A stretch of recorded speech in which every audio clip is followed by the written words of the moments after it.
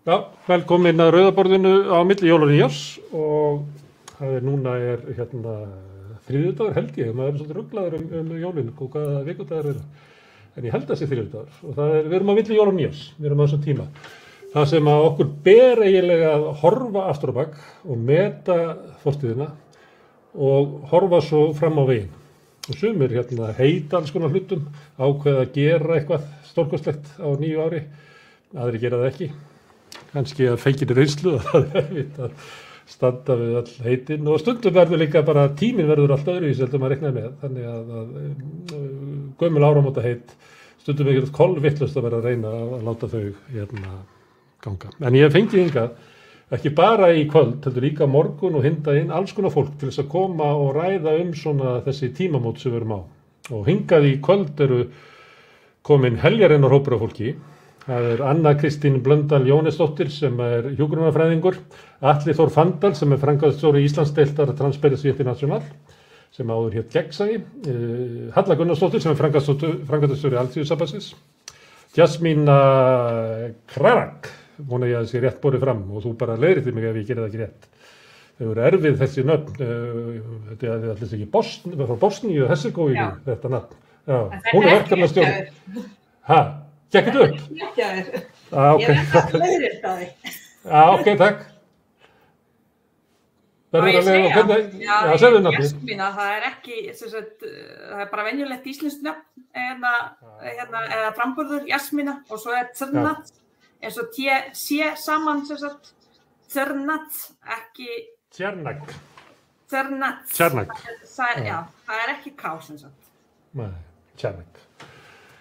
Og þetta kannski ekki tími til þess að læra neitt á milli jól og nýjárs en þið taka eftir í blöðunum strax eftir áramótina þá koma alls konar auglýsingar námskeið og heilsurættar átök og annað slíkt þannig að þetta er góður tími að læra bosnískan framburð. Ólafur Margeirsson, hagfræðingur, hann í Sviss og hefur oft verið hérna áður. Ólína Kjerúl Þorvaldsdóttir hefur líka verið hérna áður. Hún þjóðfræðingur, Ragnar Þór Ingólfsson, hann formaður VR og Sonja Þorbjörnsdóttir sem formaður BSRB. Við erum öll velkomin og við ætlum að reyna að hafa svona samtal, þetta er eiginlega ómargir til þess að þetta getur orðið góðu fundur en við ætlum að sýna að það er hægt. Og þegar vorum að tala svona tímamót og ég nefndi Sonju síðast að þá margir að skrifa greinar núna áramótin og við höfðast greinin hennar að vera brilljant, af því að hún að tala svona að við þurfum nýjar sögur og þetta svo sem á þetta bent áður að það gefur erfitt að lifa innan sögu sem að þjónar ekki og þetta sögu sem að þjóna okkur, þetta sögu sem að geta leitt okkur til sigra en ekki uppgjafar og ég ætla ekki að biðja Sonju að endurtaka greinina því bara að googlið hana og finnið hana og lesa greinina en ef við mögum byrja þarna ef við verðum að hugsa svona á þessu tímamótu núna, þið ekki að einhver leyti svona vandi okkar að við lifum kannski innan sagna sem ekki góðar. Við lifum inn í sögu sigurvegara í samfélagi eða svona hugmyndaheimi sem kannski að falla. Þannig að þetta ekki rétt hjá Sonju? Ef ég má spila þig kannski Atli, að þú ert framann í starfsflöðunni. Þetta ekki rétt hjá henni? Þurfum við ekki að endurnýja sögurnar okkar, ákveða í hvaða sögu við ætlum að lifa? Jú, ég held að það sé bara mjög mikið til í því. Við eigum alls konar svona upprunasögur sem að kannski standast ekki mikla skoðun. Nú til dæmis mikið talað sjónvarpsþættina Verbúð, það svona upprunasaga kvótakerfisins.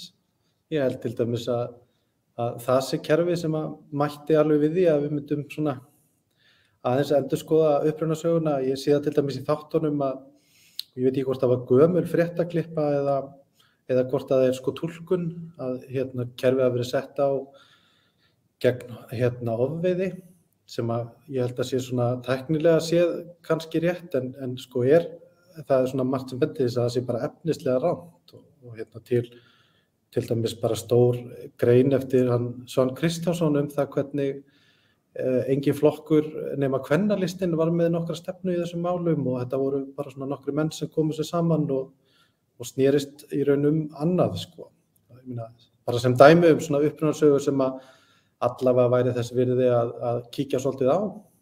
Ég held að það sé líka rangt vegna þess að viðbröðum við ofveiði var fyrst dagakerfið. Það var viðbröðum við ofveiðinni sem var sett á. Það er kvótakerfum seinna. Þannig að þetta er bara rangt. Það var rekið hér dagakerfið allavega í 3 ár sem viðbröðum við ofveiði. Ólína, þú ert nú að vestan. Ég veit ekki hvort að fleiri séð að vestan. Varst þú sár yfir myndinni sem að birtist af vestfirska sjávarþorpinu? Nei, aldeilis ekki. Hins vegar hef ég séð náttúrulega á Facebook að þetta kom við kaunin á mörgum. Þessi menningarlega framsetning, þessi framsetning á menningunni og sjávarþorpinu á 8., 9. og 10. áratugnum. En það var margt mjög satt í þessari framsetningu. Þó að þeir sé nú reyndar ekki byrjaðar að taka á sjálfu kvótakerfinu. Þeir munu nú væntanlega gera það í næstu þáttum og ég er spennt að sjá það. Það varð náttúrulega gríðarleg breyting á öllum lífsskilyrðum á landsbyggðinni með tilkomu kvótakerfisins. Við erum núna í þáttunum að sjá hérna alsælu togara aldarinnar þegar ofveiðin var í hámarki og menn voru svona komnir að þessum þröskuldi, það þurfti að fara að setja þessum veiðum einhver mörk. Og við erum öll sammála það held ég að það þarf einhvers konar stýringu, fiskveiðistjórnun á þessa auðlind okkar. En það sem að gerðist hins vegar var að kerfinu var skellt í lás og síðan hefur það bara verið til ráðstöfunar fyrir mjög þröngan hóp manna sem hafa farið með þessa þjóðarauðlind sem sína prívat eign. Og menn hafa keypt og selt útgerðarfyrirtæki, skilið þorpin eftir í öngum sínum og bjargaleysi. Við eigum væntanlega eftir að sjá einhverjar slíkar afleiðingar í þessum þáttum þegar fram í sækir. Og ég er mjög forvitin að sjá hvernig verður unnið úr því. Því að mér finnst sú mynd sem dregin er upp eins og í fyrsta þættinum, mér finnst hún raunsönn og rétt. Og þess vegna er ég bara spennt fyrir framhaldinu og ég vona þeir muni taka vel stinga vel á þessari meinsemd sem kvótakerfið er og þeim afleiðingum sem það hafði fyrir byggðir landsins á sínum tíma. Vegna þess að þó að við viljum stjórna fiskveiðum, þá er ekki sama hvernig kerfinu er komið á og hvað það inniber.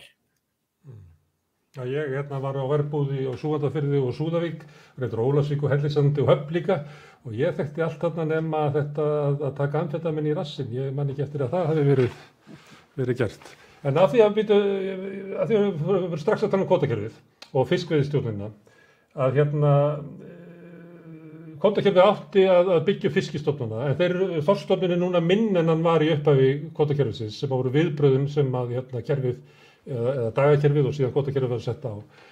Og þannig að svona vísindanlega uppbygging á þorskstofnunum hefur bara ekkert gengið eftir, en þetta er svona eina af þessum sögum sem að mér finnst að við höfum aldrei svona ráði við. Mér minnir Ragnar Þór að ég hef ekkert heyrt þig tala um þetta, að kannski væri fiskveiðistjórnunin að þessu leyti innan kvótakerfisins hefði bara ekki gengið upp. Við höfum náttúrulega þekkið að núna er verið að lýsa því yfir að humarinn er horfinn, rækjan er horfinn, við getum talið um fleiri, ég held að var ekki sandkóli, hann er líka horfinn. Það er hellinga fiskistofnir sem eru bara horfnar út af þrátt fyrir veiðistýringuna.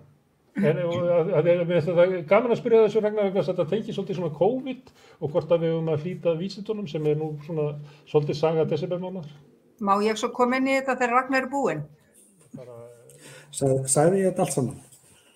Nei, við minnir að þú hefði sagt einhvern tímann verið að tala við mig stýringuna á fiskveiðistjórninni.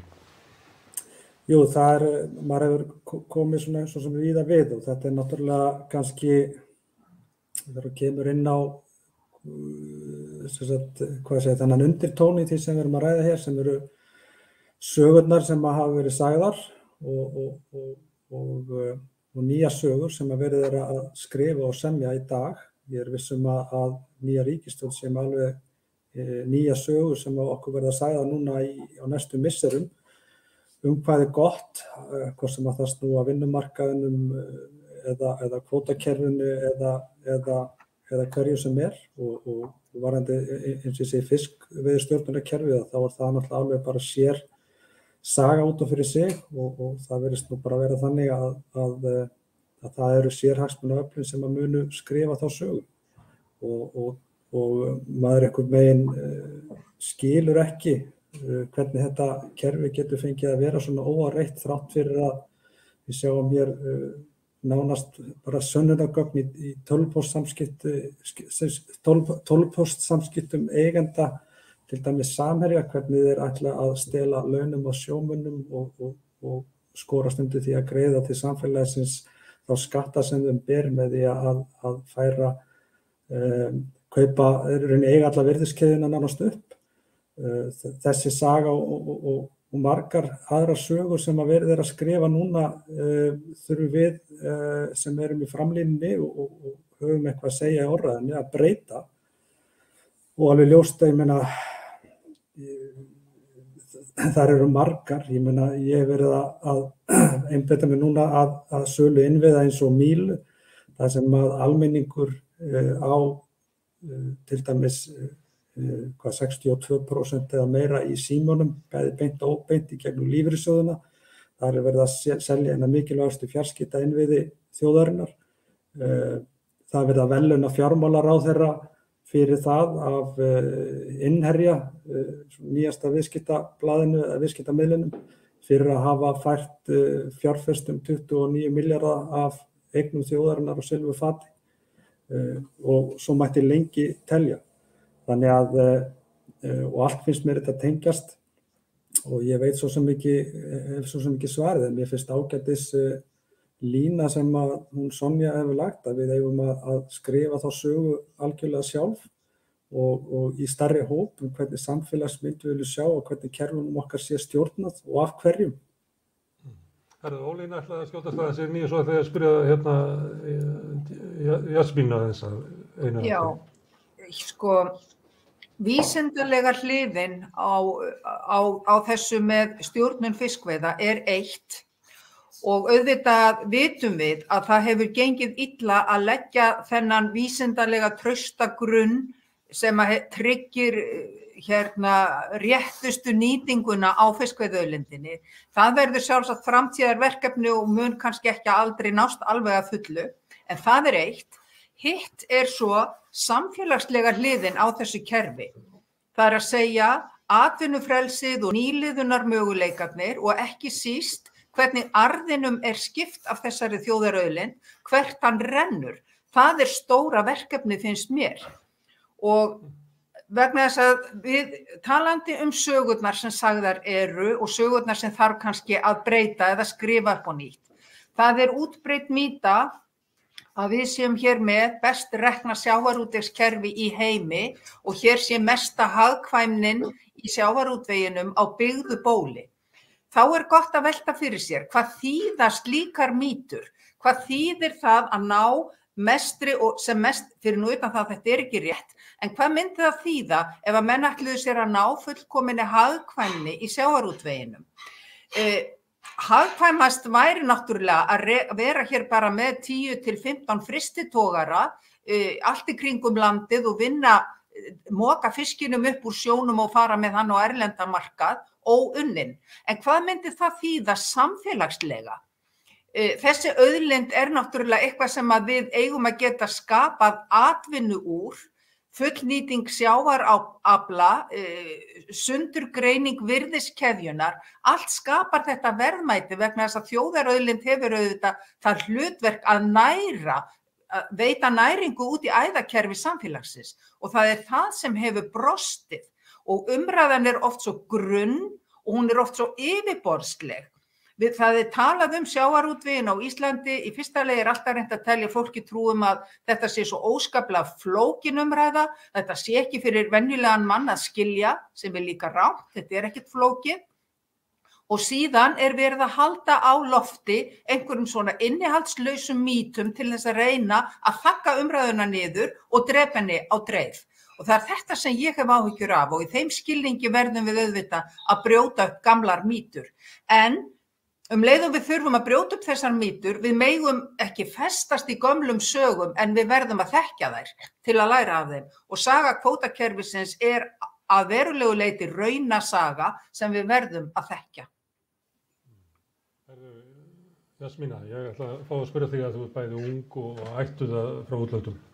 Að því að verbúð, svo gaman að fylgjast með svona Facebook og samfélagsmiðlum núna verbúða því að það svo sjaldan sem að kemur svona efni í sjónvarpinu sem að öllu finnst að fjalla sig, þannig að fólk búið að vera í rosalegu stuði að svona greina söguna og þú veist að túlkana. Eitt sem að ég teki eftir, það er svona var þetta, svona voru Íslendingarnir, alveg rosalegt að sjá þetta, hvað við höfum batnað mikið og breyst og sjáu hvað bara bjórinn hafði mikil áhrif, hvað drykkjumenningin er orðið miklu betri og eitthvað svona.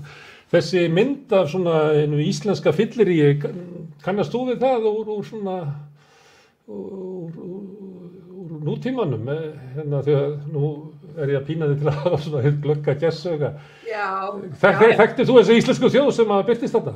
Já, ég svona utankomandi, en ég er náttúrulega búið að vera Íslendingur 25 ár, þannig ég er svolítið, svolítið mikið, en talandi það er einmitt mér finnst saga alltaf rosalega mikilvæg. Ég náttúrulega kem frá þannig landi sem saga er stór partur af því að ná sáttum og einhvern veginn vinna úr þessum átökum sem við höfum lent í, og saga spila stór hlutverk í þessu og segja sögur rétt og sagt frá og skiptir verulega máli.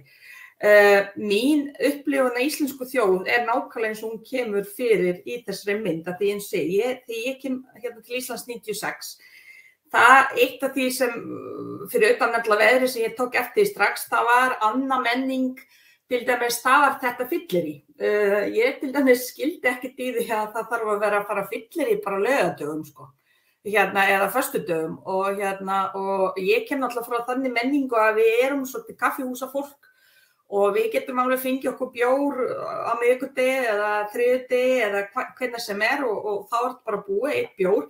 En ég man alveg að þessum tíma, það var rosalega margir sem voru svolítið hissa þegar maðurinn minn fékk sér bjór kannski í miðri viku. Þá var hann svolítið svona, hvað maður segir, átti vandamál að stríða, en ekki Íslendingar sem voru að drekka bara á laugardögum og sundum og þá mikið. Þannig þetta kemur á þessar sögur sem mér voru sagðar og fólk ennþá að segja daginn í dag, eru akkurat birtast í þessu verbúð. En stundum líka gagnrýni, það getur verið það stundum erfitt að horfa kannski í augun að þetta hefur kannski verið bara svona slæmt eða hefur verið kannski óhóflega mikið eða eitthvað, og þannig fólk á kannski erfitt með að meðtaka þetta, en mér finnst þetta bara samt mikilvægt að þetta komi fram og við lærum af þessu, og ég hef virkilega gaman íslenski sögu og ég hef lesið bara alveg frá því Háamál og Víkingana og alla Íslandssögunar og kynnti mér líka Þorskastríðið, og til þess að ná menningunni í einu landi þá þarftu þekkja söguna. Og til þess að setja hlutina í samhengi og skilja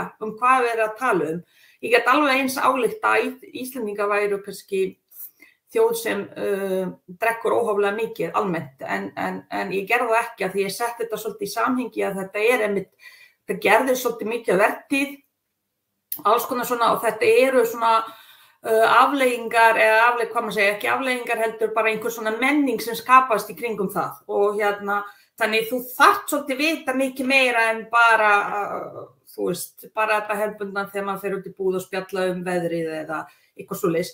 Þú þarft að vita samhengi hlutana til þess að skilja af hverju þetta svona.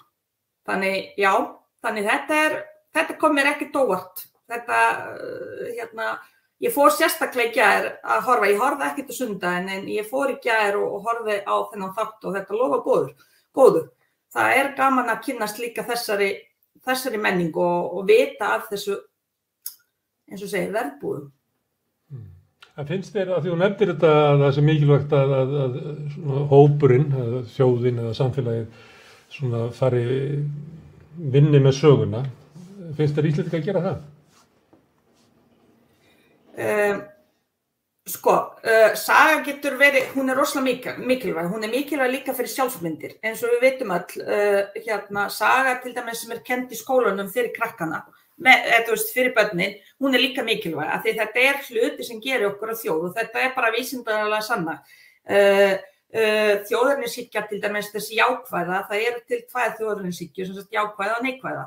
Og þessi jákvæða þjóðernishyggja, hún byggir svolítið einmitt á sögunni. Hún kennir krökkunum að það sé mikilvægt að vita víkingana og það sé mikilvægt að vita Eirík rauða og Njálu og allt þetta. Þetta skapar okkur sjálfsmynd, skapar sjálfsmynd sem segir okkur við sem hluti af einhverju heild. Við eigum eitthvað sameiginlegt. Þannig að því leyti þetta bara mjög gott. Og við vinnum náttúrulega mjög jákvætt í gegnum það, en síðan svo náttúrulega öfgar og við vitum það alveg að stundum saga breytt til þess að búa til einhverja hetjur, að þannig byggjum við þessa jákvæða mynd, en hún ekkert endilega alltaf, hvað maður segir, hún endilega ekki sögð rétt, en til þess að hún kannski ekkert lygi heldur bara gert kannski meira úr því. Þannig en Ísland, eins og með kvótakerfi, klárlega við erum að gjalda þess núna að við sjáum að þetta ekkert kannski alveg að virka og við erum kannski ekkert að þeim sviði kannski vinna rosalega vel með söguna, þarna gerðist eitthvað sem kannski þarf að skýra betur og við þurfum að vinna betur úr því í dag og skapa kannski nýja sögu í kringum það. Ólafur, ertu ekki utan á landi, einhvers staðar, alveg upp utan á landi? Alveg upp Skagafirði, jú. Alveg upp, já.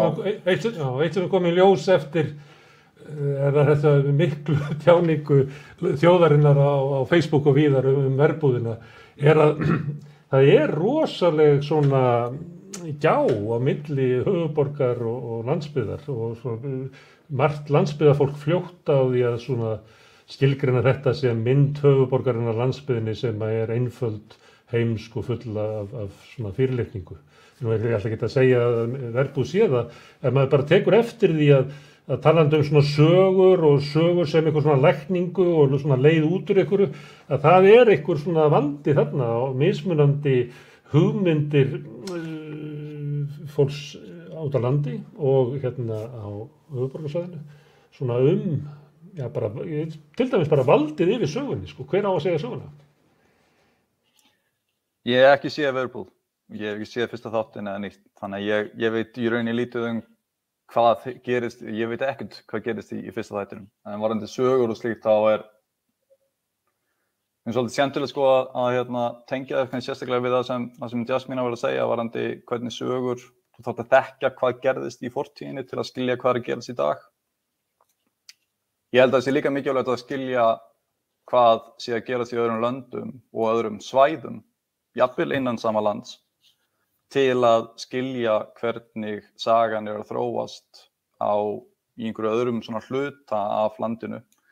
Og ég get gefið ykkur, og bara til þess að það gott að skilja þróun innan ákveðnar sögu, þróun saga, þannig að þessu, til þess að geta heimfært þann skilning yfir á aðrar sögur og bara sem dæmi, sérstaklega því að ég alin upp út á landi á Sveitabæ og það búið að tala fiskveiðikerfi kvótakerfið, auðlindina sem fiskurinn í sjónum við erum með aðra auðlinda á Íslandi og það landið.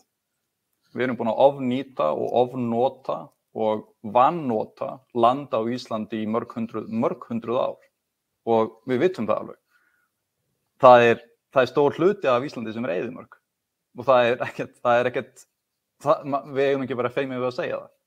Við þurfum að bæta landnotkun á Íslandi. Alveg eins og upprunalega var og tilgangurinn með kvótakerfinu að bæta nýtinguna eða bæta notkunina á auðlindinni fiskur, þá þurfum við að bæta notkunina á auðlindinni land á Íslandi á sama hátt. Og þetta hluti af þessum, þetta saga.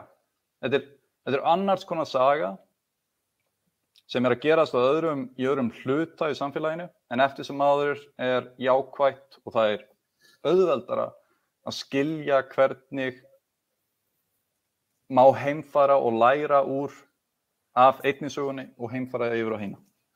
Og þetta finnst mér ágætt dæmi það. Þetta svona dæmi að við erum inn í, við þurfum, þetta rétt sem að Sonja að segja, við erum að endurskoða sögun okkar, við erum ekki með besta fiskveiðistjórnarkerfi í heimi, heldur hefur það fyrsta lagi ekki byggt upp fiskveiðistjórnarna og fært arðinn af auðlindinni til örfára. Við erum ekki góður gæslumenn landsins, heldur förum við hryllilega illa með það. Þannig að svona hugmyndin svona heilnæmi íslensks landbúnaðar það svona marga svona, má ég spyrja þig að þessu, Anna Kristín, það eru marga svona sögur sem að vera haldið að okkur hver við erum og hvernig við fungerum sem samfélag sem eru bara ekki réttar. Já, mér finnst líka að ég fór að mikilvægt að segja allar þessar sögur, en það líka mikilvægt að setja þessar sögur í samhengi. Ísland og Íslendingar eru svo gjarnir á að halda að við búum í einhverju tómarúmi.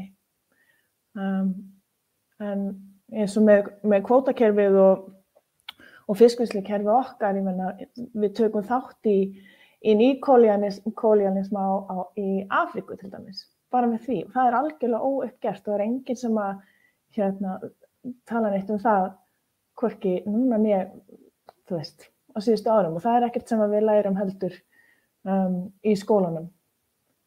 Og eins með, þú veist, landbúnaðinn, dýraníðið og hvernig við förum með jörðinni okkur, hvernig það hluti af stærra kerfi. Og maður sér það núna að þetta einhvern veginn, það hriktir náttúrulega í stóðum kapitalismans og það síðkapitalismin vonandi að svona syngja sitt síðasta. Og maður sér það kannski, mér finnst ég sjá það svolítið þarna að kerfin eru að eyða sjálfu sér. Maður sér það, þú veist. Og mér finnst það kannski vera einhver svona hluti af stærra samhengi. Og það sem maður getur alveg fært það yfir til dæmis í COVID eða maður getur sett það í ýmiss konar samhengi, sko. En getur við, ef að sögurnar eru orðnar útjaskaðar og bara hjálpa engum lengur og eru bara gamlar góðsagnir sem að hanga þarna, erum við með svona kúltúr og menning og samfélag sem að næra endur nýja sögurnar sínar. Það nú, þegar við erum að tala verbúð, það var Netflix jólamyndi þar, var Don't Look Up sem að fjallar eiginlega samfélag sem óhæft að horfast í augu við staðreyndir eða finna lausnir á þeim. Má ekki vera það að við séum bara þannig að ástæða fyrir því að við erum með svona margar ónýtar sögur í gangi bara að við erum ekki með kúltúr til þess að anda niður? Sko við sjáum á viðbrögðunum á Facebook við verbúðinni einmitt þessa meinsemd að þjóðin ekkert tilbúin að horfast í augu við við söguna eins og hún Það getur oft verið erfitt að segja sannleikann því sannleikanum hver sárreiðastur oft á tíðum. En það nú þannig að við þurfum að þekkja söguna og það borgar sig þetta alltaf á hverjum tíma að segja hverja sögu eins og hún Og bara ef ég má koma með svolítið menningarlegt innskot úr okkar eigin sögu, að ein fyrsta sagan sem við eigum ofnýtingu auðlindar, það sagan það þegar Hrafnaflóki, sem var einn af fyrstu landnámsmanna hér, kom til landsins og þeir gleymdu sér í veiðiskapnum í Vatnsfirði á Vestfjörðum, gleymdu sér í veiðiskapnum því allar ár voru fullar af fiski og gleymdu leið að gæta heyjana þannig að kvikfénaður dó allur veturinn. Þetta nú ein elsta sagan sem við eigum og hún slær glettilega, óþægilega tónin fyrir ýmislegt sem aflaga hefur farið í okkar atvinnulíf og auðlindanýtingu allar götur síðan. Við höfum líka sögur af því að landið var viðvaxið milli fjalls og fjöru þegar menn námu hér land. En eins og bent hefur verið á þá það nú alls ekki staðan í dag og stór hluti landsins uppblásin eyðimörk. Af þessu getum við lært. Og við fengum alla rostungana, svo vitna nú í bækurnar sem góðu fyrir jól. Og við eittum þeim. Eittum nokkuð rostungur. Eins og Bergsveinn Birgisson hefur kirfilega gert grein fyrir sínum fræðum, já. Drottning gaf okkur síldina og við eittum henni og svo fengum við aðgang að erlendur lánsfé. Það gerðist ekki nema svona miðjan 10. áratuginn og Ísland hrundi innan við 10 árum frá því að Íslendingar fengu svona eðlilegt aðgengi að erlendur lánsfé. Þannig að við erum svona sömuleyti svona saga okkar svona saga eins og við séum einhverja engisprettur á landinu og miðunum og öllum þeim gæðum sem að rétt upp í hendurnar okkur. En okkur hættir bara til þess að vilja ekki horfast í augu við söguna, það er okkar vandamál. Ég ætla aðeins að stökkva inn einn rétt einmitt af því að það er búið að minnast á árin fyrir 2008. Muniði eftir sögunum fyrir 2008. Þá var ástæðan fyrir því af hverju við vorum svona mikli fjármálasnillingar, það var að vorum víkingar. Það augljóslega breytist og ég verð að viðurkenna að ég skil ekki alveg af hverju það er svona gott að vera víkingur af því að þetta voru ekkert annað heldur en sjóræningjar, þannig að séð. Og það er bara ágætt að muna eftir því að þetta þema sem var í gangi, hérna fyrir einhverjum svona 15 árum síðan eða svo, að lokum kom áfall sem var til þess að við urðum að átta okkur á því að við höfðum haft rangt fyrir okkur. Og það er komið upp með nýtt þema og akkurat sem stendur í dag þá er kannski þemað sérstaklega varandi það hversu langt eigum við að teygja okkur í átt í það að búa til sem mætti kalla grænt hagkerfi og svo framvegis. Eigum við að halda áfram að virkja, á að búa til meiri orku á Íslandi, hvernig á að flytja hana út, hvernig á að selja hana, eða eigum við að nota landið betur til dæmis með því að rækta því skó eða græða það yfir höfuð til þess að til dæmis nota það til að selja kolefnisbindingu sem er virkilega markaður sem er að stækka allan heim. Þannig að það er ansi margt sem það er oft þannig að sögur eða þema sem er í einhverjum hagkerfum, þegar eitthvað gerist, þá er köttað á það hvernig þemað er og það er búið til nýtt þema. Og akkurat á Íslandi í dag þá hefur verið að búa til nýtt þema. Það er verið að búa til nýja sögu, landtækifæruna. Það er alltaf verið að búa til nýja sögu. Sagan endar aldrei. Það er alltaf verið að búa til nýja sögu, það er alltaf verið að þróa hagkerfið og samfélagið í einhverja ákveðna átt.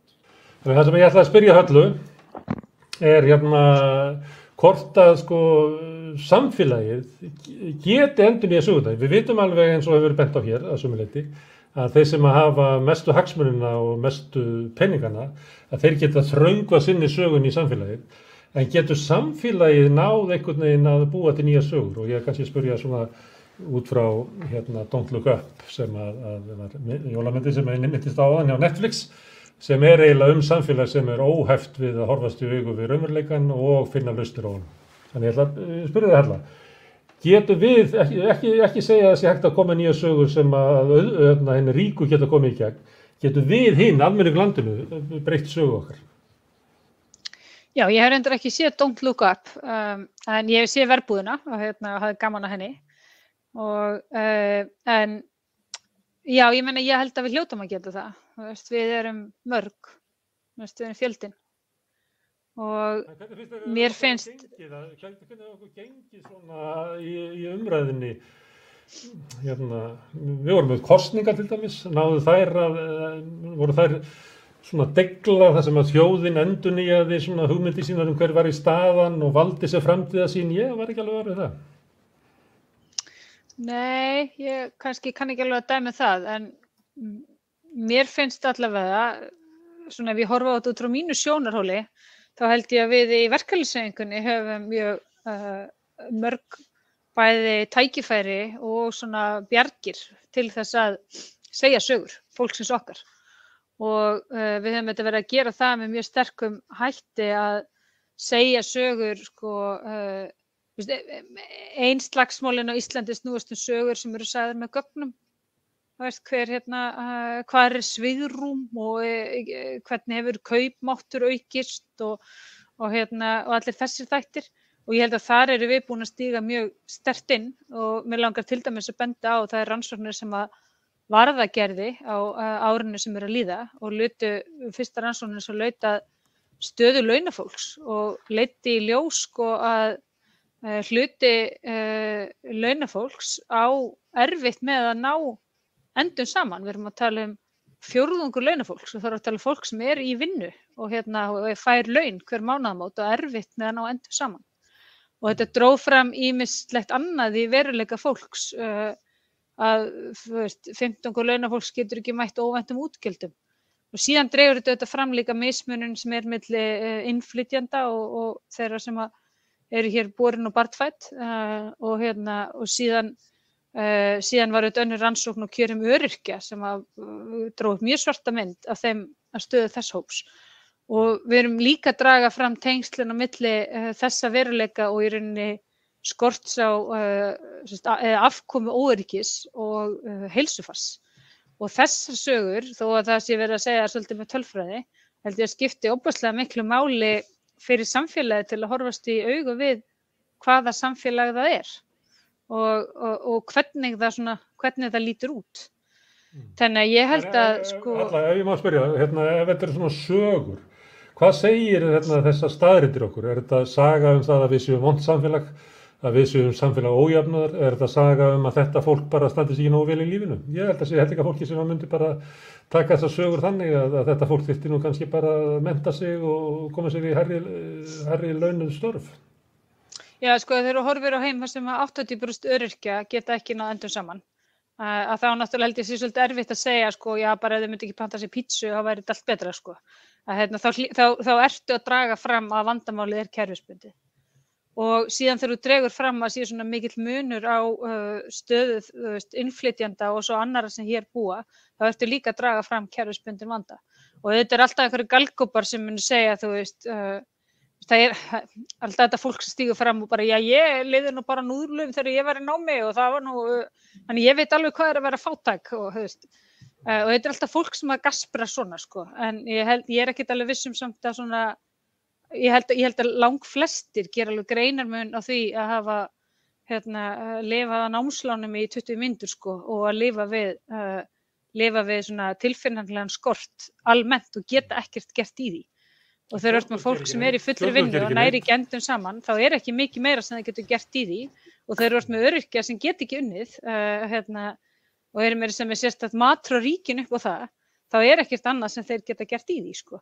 Þannig að ég held, en auðvitað þetta okkar hlutverk að draga fram, sko, svona kerfisbundna þætti í samfélaginu og hvernig þeir virka og undirbyggja það. Og við gerum það bæði með því að segja sögur og með því að draga upp gögn og gera rannsóknir.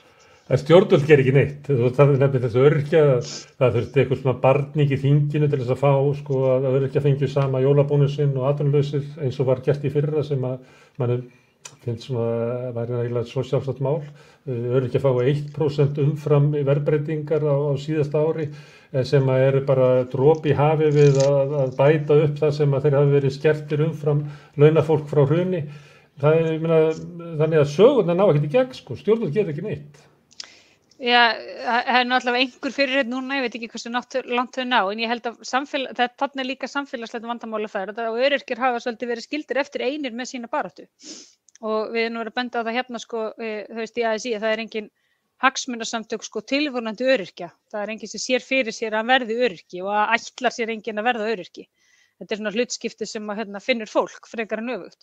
Og og þeir hafa svolítið verið skildir eftir einir með þessa hagsmunabaráttu, hafa orðið nýfrjálshyggjuna bráð og einhverjum svona hugmyndum að fólk á einhvern hátt sé að velja sér þetta hlutskipti. Eða megi ekki vera of sælt af þessu hlutskipti því að þá myndu fleiri einhvern veginn reyna að komast í þessa stöðu. Þannig að þetta svona absúrt hugmyndir sem þarf að takast á við.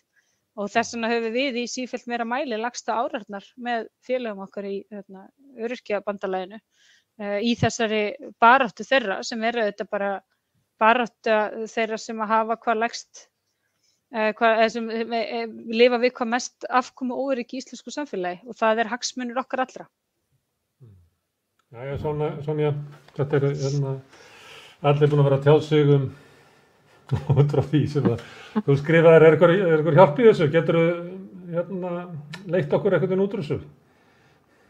Nú ég bara með nokkra svona umhugsunarpunkta. Ef ég tek bara aðeins það sem að þið voru að ræða varðandi desemberuppbótina eða bónusinn til öryrkja núna, að þá hefði hann auðvitað ekki komið til nema fyrir mjög ríka samstöðu öryrkja. Það voru tölvupóstarnir sem að þau senda á þingmenn sem að kveikti í þessari umræðu og ég held að það sé kannski svona þráðurinn sem að ég var líka að reyna að spinna í þessu með þegar við, þú veist, í fyrsta lagi sögurnar stjórna heiminum, en þegar við segjum of einfaldar sögur, þegar við segjum svona, já, bara þetta er of einfeldningslega línu sem eru og fólk grípur að það vantar að setja það í samhengi og það getur aukið fordóma og það getur alveg á sundrungu og raunverulega þessari skautun, varðhundur að láta vita á sér, en það er líka, sko, þannig að við tengja þess inn í verbúðar- og sjávarútvegsumræðuna að eins og Ólína var að segja, að það er búið að segja okkur svo lengi að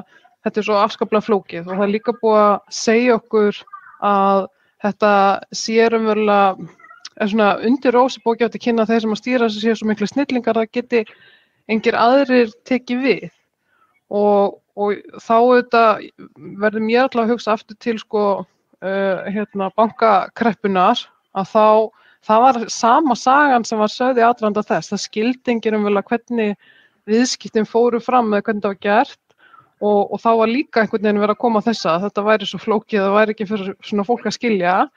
En síðan í kjölfarið, í uppgjörinu, að þá svona, var það svolítið líka hluti af því að við skildum það sem samfélag ef að fólk var erfitt með að skilja hlutina. Að þá sé kannski svona tímapunktur til þess að staldra við og fara svolítið að ögra þessum viðhorfum sem eru ríkjandi hverju sinni. Og ég hugsa líka sko að þeim ég er svo upptekin að því núna einmitt þessum að fjöldinni að taka yfir ráðin. Og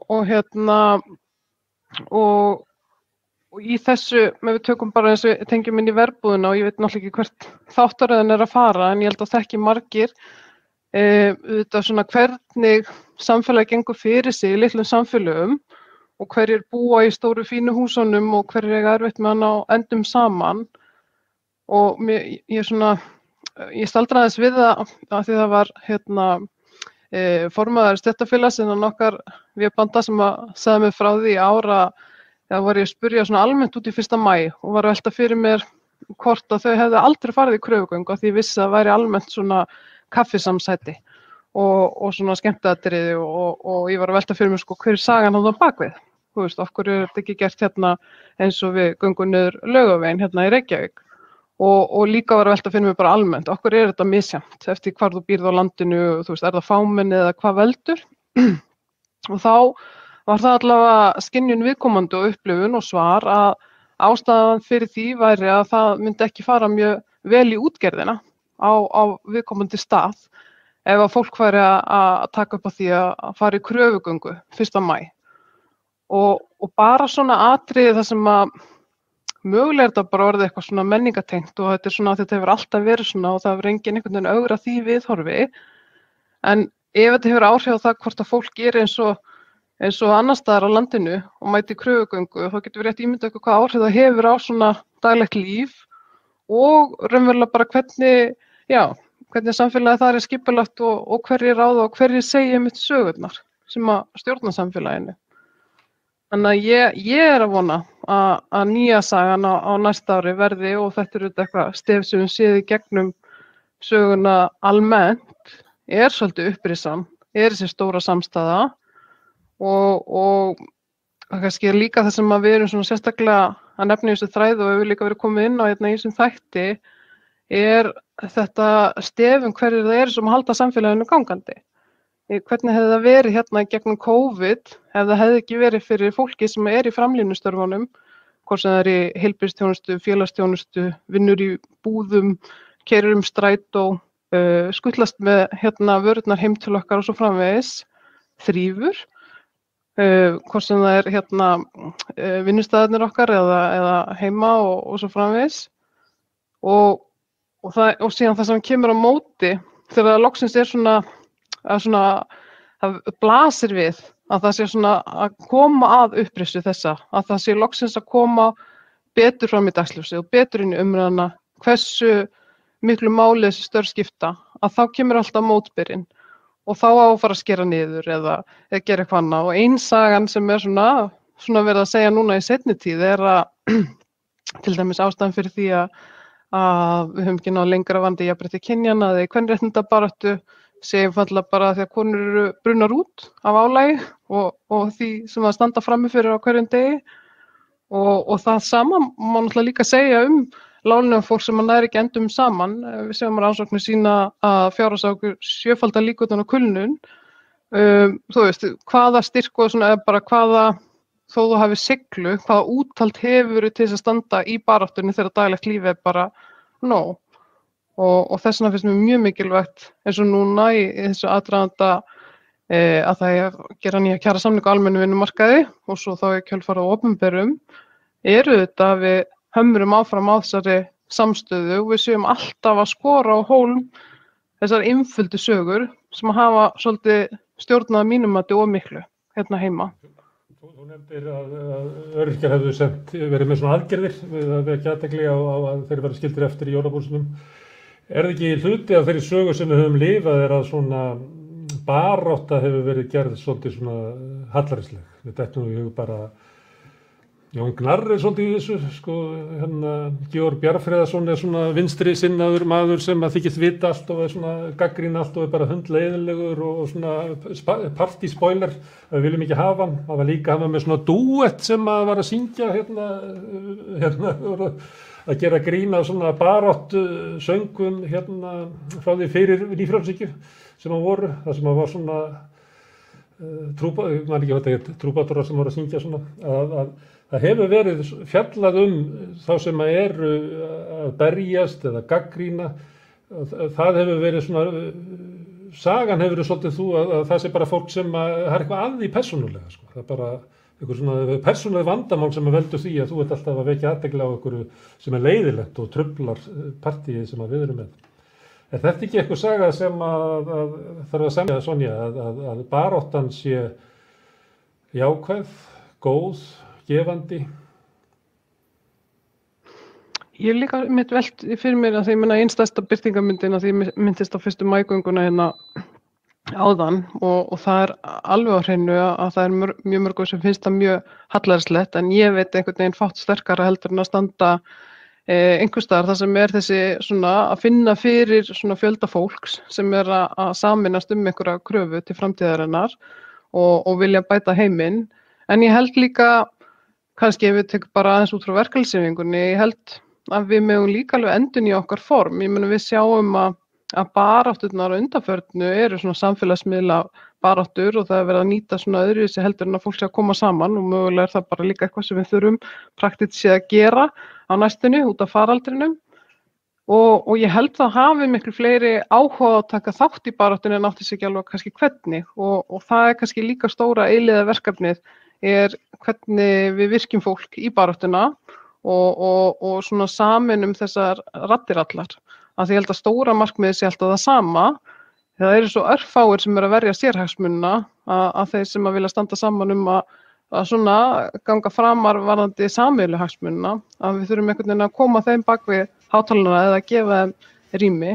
En sömuleiðis að hlusta á fólk og þess vegna, svona enn aftur þannig tengin í greinina, þá megi ekki sögurnar af þeim ríku og þeim valdamiklu stjórna heiminum. Það þurfa að vera sögurnar af fólkinu og hvað þau þurfa á að halda og ég held að sé alveg ljóst að inn í næsta ára að mikilvægast þess að getur gert er að tryggja fólki öruggt húsnæði, ef við tökum það og síðan eins og Halla var nefna út frá rannsóknum Vörðu að það eru þetta mjög sláandi tölur á fjórðungu launafólks ná ekki endum saman og svo helmingur atvinnulausra og síðan það 80% öryrkja og 90% einstæðra öryrkja og við vitum það er lengri tíma að það er í kringum 12% barna sem að búa við fátækt, þannig að þetta er sá hópur sem er í mestri áhættu á því að búa við fátækt og mótsvari við þessu gætna sá, já jöfnuður er hvað mestur hér á Íslandi og ég man hérna kringum 2018 þá var þetta svo mikil umræð innan jöfnuð og þá var svona, var einhver að reyna svona íta við þessum sögum móti og segja að það étur engin meðaltalið en við erum samt alltaf föst í þessari lúppu að einhvern veginn náum við aldrei svona skrefinu fram á við og mér finnst það að vera stóra verkefni. Halla, má ég spyrja út í þetta með svona það söguform sem að svona andstaða og barátta hefur verið sett í. Heldur að þetta sé eitthvað sem að það vanti svona fleiri lýsingar af sigurvegurum sem hafi staðið í baráttu og unnið?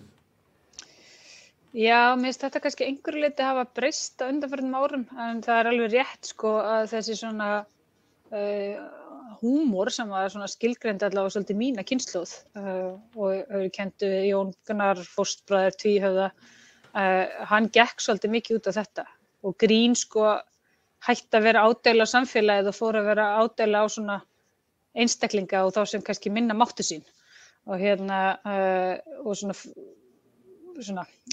hætti einhvern veginn að afbyggja valdið eða þannig svona greindi ég þetta allavega. En mér langaði að bæta við sko með þessar sögur sko, þú veist, það er náttúrulega eins og Sonja nefnir sko sagan sem er búið að vera að skrifa núna á meðan við gengi í gegnum hana faraldur af því hverjir það eru sem að vinna störfin í íslensku samfélagi, störfin sem skipta máli. Veist, hverjir voru það sem að var ekki bara hægt að senda heim sko og og hverjir voru það sem í rauninni hafa haldið samfélaginu gangandi í gegnum þetta. Mér finnst það vera eina af þessum mikilvægu sögum sem að verkalýðshreyfingin hefur verið að segja og þarf að halda áfram að segja. En síðan líka svolítið þetta sko samband fólks við atvinnurekendur sína og viðhorf atvinnurekenda til launafólksins. Ég held að nú stígaði fram svona hver að fætur öðrum og barma sér yfir háan launakostnaði líka verið að sé bara ómögulegt að fá fólk til starfa, það sé alveg óbúslega erfitt. Og þetta er svona alþjóðlegt trend sko, þessi saga sko, að það sé ekki hægt að fólk til vinnu lengur. Þá þarf maður að horfa á sko hvað gerðist í þessum faraldri. Þegar ríkið bauð ráðningarstyrki sem að fjölmörg fyrirtæki notuðu til að segja fólki upp sem að þau máttu ekki missa og komu svo til þeirra við lok uppsagnarfrestar og bauðu þeim sama starf á lakari kjörum. Og og þetta, svona það eru mjög margar sögur af þessu. Fólk sem hafði kannski sýnt sínu vinnustað tryggði ára og jafnvel áratugi finnur allt í einu að þegar ekki einu sinni í herbakan slær, bara þegar eitthvað svona aðeins, bara þegar tækifæri skapast, að þá skiptir það atvinnurekandar engu máli að móta einhverju mögulega svona stundagróða og tækifærin til að nýta kreppuna til að þrýsta niður kjörum. Og þetta held ég að hafi verið svolítið harkalegu lærdómur fyrir fjölmargt fólk, bæði hérna á Íslandi og annars staðar. Og síðan bara þessi lagskipting þegar hlutir samfélagsins gat einhvern veginn loka sig af og veist, ekki hitt neitt og varið sig og sína gegn smittum og sinnt sínum börnum þegar áþurfti að halda á allt þetta.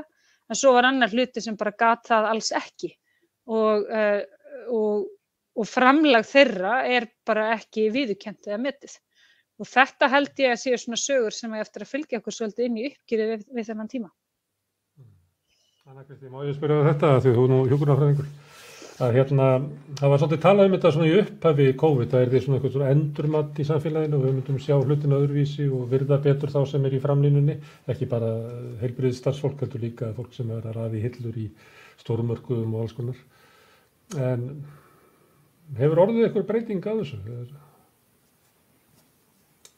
Upplifur það? Nei, allavega ekki. Hjá mér, ég get bara talað sjálfa mig sem hjúkrunarfræðing, sko, það hefur náttúrulega ekki orðin nein breyting. Ég get til dæmis þetta, núna raunar Halla var að fara, en ég svona, það sem hún var að segja, og ég fann það á minni eiginskinni, ég hætti til dæmis að vinna á Landspítalanum akkurat út af þessu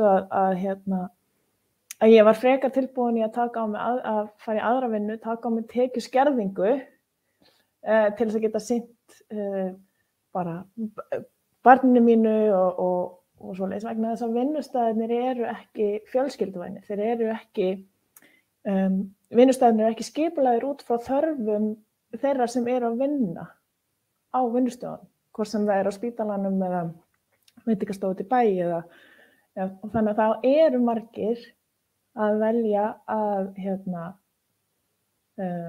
annarkvort að vinna ekki eða þá taka á sig störf sem að fara í störf sem að kannski ekki alveg það sem þegar maður mennta sig til eða svo framvegis. Og það hef ég ekki séð breytast, nei. Landspítalinn hefur absolutt ekki breytt sínu kerfi, myndi ég segja, og ekki mjög svona fýsilegur vinnustæður fyrir til dæmis fjölskyldufólk að vinna á, sko. En nú hefur verið mikil umræðu hjúkrunarfræðinga mikið og kvennastéttir mjög mikið og svo sérstaklega eftir COVID þá hefur þetta verið mikið. Getur það verið þannig að þeir sem að fara með völdin eru bara orðnir þolnari fyrir þessu, þannig að þeir þola bara að þessi umræða sé bara svona í gangi án þess eitthvað breytist, eða er umræðan komin alveg þannig að árangurinn bara rétt hægt af hornið. Við erum alveg að fara að ná þessu með þessum aðferðum að ræða mikið þetta, eða styrkir hann andstæðingur í sig bara með push up á móti og verður bara þolir það bara að hafa þessa umræðu í gangi. Ég meina, þeir þola að hafa umræðu bákjör öryrkja, bara þeir leika sér að því. Þeir hlæja því í neinn þingistundum. Þegar Bjarni Benediktsson kemur upp í pontu, hann bara eiginlega hlæra þessar umræðu. Já, auðvitað þolaði það. Ég meina, þetta er fólk sem eru aldrei dýft höndunum í kalt vatn eða mjög saltan sjó, skilur. Auðvitað er þeim alveg drullu saman hvað vinnandi fólk gerir.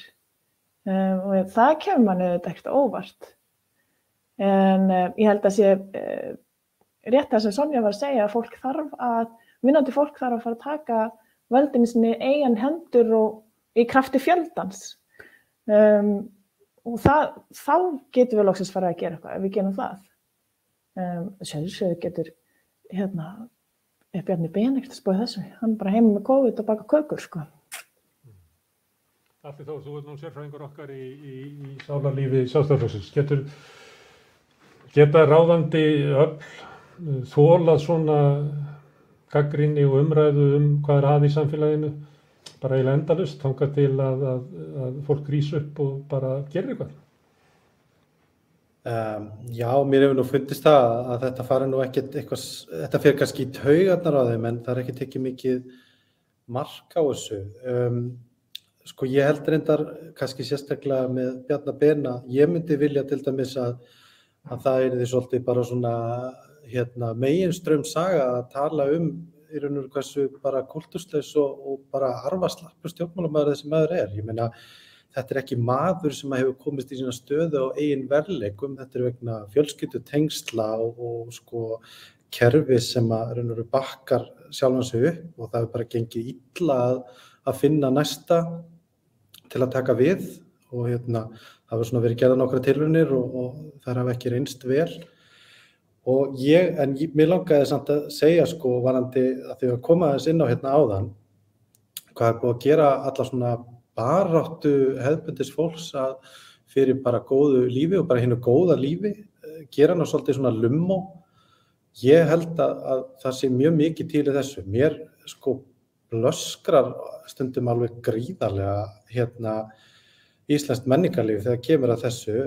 Fyrir COVID þá bjó ég í 2 löndum og svona flakkaði á milli og þannig að maður svona fekk svona smit af Íslandi alltaf og þótt alltaf og vænt það þegar maður var en nú er ég búin að vera í gegnum COVID og hefur verið heppinn að geta farið í leikhús og annað slíkt sko og það er sláandi hvað sko pointið eða þess að tilgangur allra leikrita eða svona sko djókið alltaf sko svona valdinu í hag. Það einhvern veginn, við fyrirgefum yfirvaldinu alveg ótrúlegustu hluti og gerum alveg linnulaust grín af fólki á gólfinu og setjum alveg gríðarlegar kröfur á fólk í gólfinu. Ég nefni til dæmis, já, ég meina hjúkrunarfræðinga eitthvað sem hefur verið talað hér mikið. Ég meina, þetta er ekki, þú getur ekki boðið nokkrum manni upp á þetta álag og þessa óvissu og svo ertu sko ofan á það með fjármálaráðherra sem að lætur eins og vandi heilbrigðiskerfisins sé í raun og veru bara að þessi verið að kaupa gúmíhanska allt og dýrt eitthvað, það ætti bara að fara að skoða eins birgðakeðjuna og eitthvað svona, þetta er bara algjört svona bull sko. Og maður sér það í leikrit eftir leikrit að allir sem eru með sterkar skoðanir eða vilja standa fyrir eitthvað að svona í lok leikritsins þá hafa þeir nú gengið í sátt og eru hættir þessari vitleysu. 1. maí gerður hallærislegur, allt í einu umræða gul stéttarfélög, látið eins og þetta sé bara eitthvað rosa flókið, það sé bara ekki til neitt skilgreining á hvernig þessi félög virka, þetta stendur, þetta bara liggur í augum uppi, ég meina stéttarfélög sem eru ekki í alvöru og reka ekki raunverulega kjarabaráttu, þú veist, það eru gul stéttarfélög og sérstaklega þau eru með mjög náin tengsl við vinnuveitendur og þú veist, og þetta smitar auðvitað svolítið svona túlkun okkar á öllu og mér langar til dæmis aðeins að ræða hérna bara eitt mál og svo skal ég hérna sleppa orðinu af því að það er náttúrulega eitt mál sem tekur mjög stóran hluta af mínu degi og það er hérna Namibíumál samherjamanna og ég sagði nú stundum í gríni við fjölskylduna mína að Þorsteinn Már vildi ekki að ég ætti helgarfrí nokkurn tímann. Þetta mál, sko, sögurnar, eða þú veist í raun og veru svona ímyndir sem er búin að skapa þetta hér á Íslandi, hún er bara algjör vitleysa. Þetta er ekkert eitthvað stórt mál á íslenska mælikvarða, þetta er risastórt spillingamál á heimsvísu. Þetta snertir á 30 lögsögum, það var rænd lífsviðurværi líklega kringum 2000 manns, það er búið að nota skattaskjól allan heim, þetta tengist inn á markaði í Noregi og Bretlandi og Þýskalandi og þetta er búið að hafa gríðarleg áhrif, það er sko raun og veru stjórnarkrísa í öðru landi. Ísland er útflutningsaðili spillingar í þessu máli. Og hvers vegna erum við útflutningsaðili spillingar? Vegna þess að mýtan yfirburði íslensku þjóðarinnar, að hér sé allt svo gott. Við höfum einhvern veginn fundið bara lykilinn af þessu öllu og þess vegna séu aldrei neinar afleiðingar af neinu sem við gerum. Hún er svo lifandi og hún er endurtekin í öllu. Það er tekin ákvörðun að gera Ísland að bankanýlendu, það er náttúrulega kannski svolítið klikkuð ákvörðun, en kannski er ennþá klikkaður ákvörðun að það mátti aldrei gera neitt til að vera góð í því. Við förum í laxeldi og nú 30 ára seinna erum við að ræða ennþá hvort við ætlum að vera í fiskeldi, en ekki hvort við ætlum að setja eitthvað regluverk út og gera þetta vel.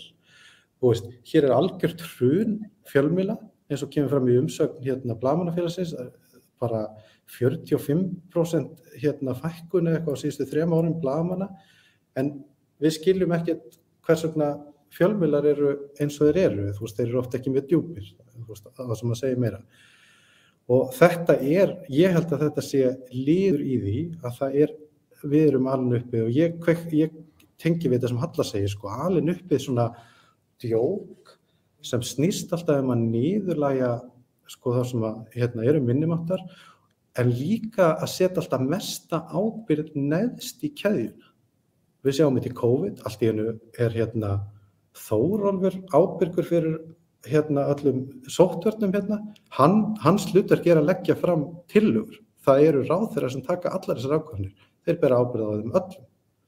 Og svo sjáum við, þú veist, þegar fjölmiðlar eru gagnrýndir, blaðamannabörnin, þegar að Samherjamál kemur upp, þá er þetta bara eitthvað svona vonska í honum Helga Seljan og þetta ég held að sé dýpra á þessu í okkar menningu en við oft gerum okkur grein fyrir og ég held að þetta tengist mjög inn í menninguna og ég held að þetta séu sko leifar af því þegar í raun og veru svona, hvað ég segja, svona rithöfundar og ljóðskáld hinna vinnandi stétta voru bara sko bara jaðarsettir af valdinu. Það er bara ómikið rými fyrir gildi efsta lagsins. Það er til dæmis jaðarskoðun í íslensku samfélagi að eigi að selja Íslandsbanka, en það er alltaf látið eins og þetta sé, þú veist, eitthvað svona 50-50.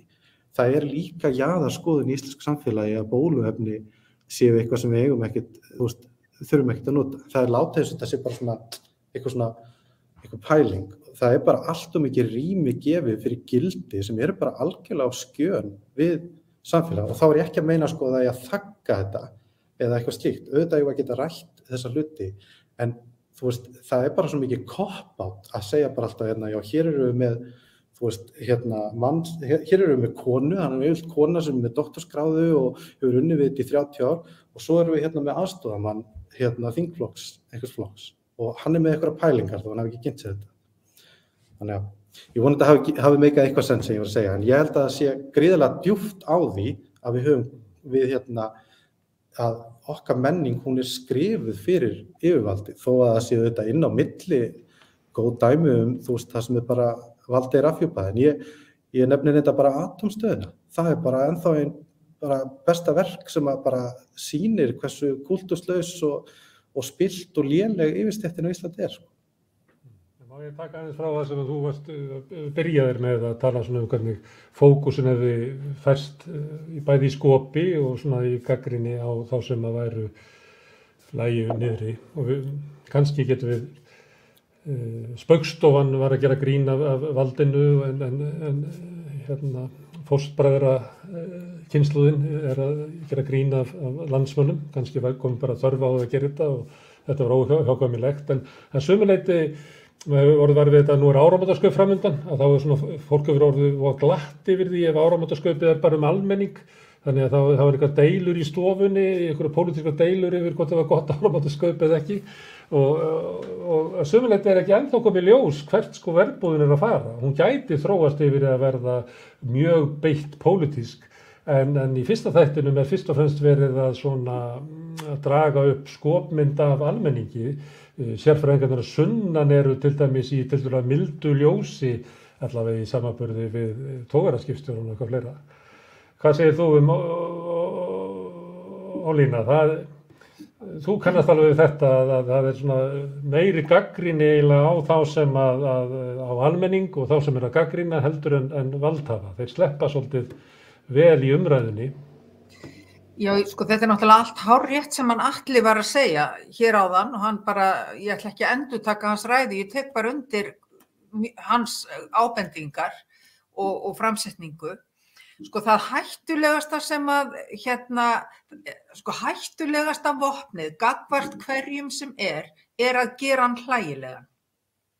Ef þér tekst að gera einhvern hlægilegan og gera einhver lítið úr einhverjum, þá ertu búin að afvopna viðkomandi. Og í því ljósi náttúrulega svolítið óþægilegt að sjá þessa tilhneigingu sem hefur verið á síðustu árum sem Atli var að draga svo ágætlega fram, að grínið farið að beinast að þeim sem bendir á vandann en ekki að þeim sem ber ábyrgð á honum. Og það nú stundum sagt að mesta sigurverk djöfulsins hafi einmitt verið það þegar honum tekst að telja heimsbyggðinni trúum að hann væri ekki til. Það getur oft verið ágætt ef að óvinurinn getur dulist, ef að ógnin ósýnileg, þá getur hún bara farið sínu fram. Og það kannski leiðir líka hugan að þessu sem að Sonja var að ræða í sambandi við mýturnar sem að við höldum á lofti til að friðþægja fyrir ýmislegt sem aflaga hefur farið. Eins og mýtan það að á Íslandi sé jafnrétti náð. Það ekki rétt, en ef við höldum í mýtuna, þá nennum við heldur ekkert mikið að berjast. Mýtan það að vinnurétturinn sé orðinn eins og hann eigi að vera og að réttindi launafólks, að þeim réttindum öllum hafi verið náð. Það ekki rétt, eins og sýnt hefur verið fram á í sambandi í umræðinu gulu stéttarfélögin sem að eru komin inn í umræðuna núna. Félög sem eru stofnuð á forsendum atvinnurekenda, þar sem að félagsmennirnir hafa ekki aðkomu að því hvernig stjórnir eru skipaðar og ákvarðanir teknar og svo framvegis. Þetta bara dulbúningur. Þetta eru náttúrulega mjög klókindalegar aðferðir í umræðunni til þess að þetta eru smjörklípurnar og þetta tengist, finnst mér svolítið skemmtilega, þessum tveimur, annars vegar kvikmyndinni Don't Look Up og þessari þáttaröð Verbúðin, tengist því á vissan hátt þessari umræðu þar að segja að vilja ekki horfa upp, vilja ekki horfa á vandann og sjá hann eins og hann Það svo mikil orka lögð í það að fólk horfi á eitthvað annað og telji sér trú að það þurfi ekki að gera neitt og allt sé í lagi. Og þá náttúrulega í svoleiðis andrúmslofti betra að gera bara grín af þeim sem kemur auga á vandann, frekar heldur en að beina athyglinu á vandamálinu sjálfu. Þetta þjóðfræðileg og mannfræðileg stúdía í raun og veru. Ólafur, þú hagfræðingur og það var líka talað það í upphafi COVID, það væri svona straumhverfi í hagfræðinni, að það væri svona endanlega ljóst að nýfrjálsku hagfræðin væri dauð. Segðu okkur, hvernig hefur svo svona umbreyting gengið? Er það kannski þannig að þeir sem hafa hagað við að reka óbreytta stefnu hafi unnið? Okkur finnst það svolítið hérna á Íslandi, kannski hefur verið öðruvísi erlendis, af því að eru svona umbreyting, straumhvörf, ganga við svona smúð fyrir sig eða svona bakslag í þessu, verður varfið svona átök, eru mikil átök í umræðinu það, hver mun sigra umræðina eftir COVID í hagfræði, hvernig á að beita ríkisfjármálum, hvernig á að fjármálakerfið verður rekið, hvernig vextir eru. Sérðu fyrir þér að það sem að mun taka við, svona samkomulagssáttmálinn í hagfræði sem á að taka við nýfrjálsku samfélagssáttmálunum, sérðu hann fyrir þér hver hann verður eða er ennþá átökum það hvað mun koma út úr þessu?